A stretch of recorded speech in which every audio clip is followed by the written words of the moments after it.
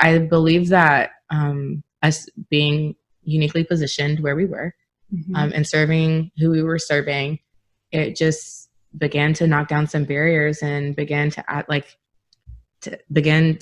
kind of almost like force people into asking the questions, why? Like, why are these people here?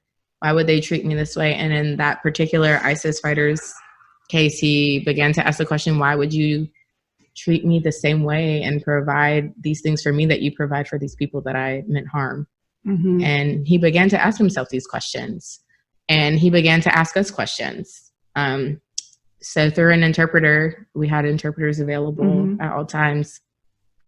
He would ask questions like, like, why are you here? Like, this isn't what I've heard about you, or, like, can you explain to me, like, why you would come into a dangerous place like this when you live in America? Or, and he was just so curious, and like, just, it was just totally opposite of what he had heard about Americans or other people around the world. It was just highly contrasting what he'd heard. And from that, we began to just share with him the reason that we were there. And that is the gospel, so just, answering his questions and providing him care.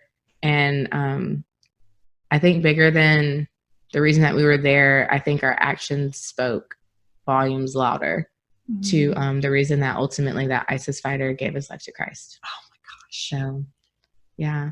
That's amazing. I know we saw miracles like that happen. And the hospital is just like these, they're Army grade tents. They're very, very nice tents. They can last for 10 years in different conditions, but in the walls of tents, which is crazy, right? It's like a mobile hospital. You literally see miracles like that happen. Yeah.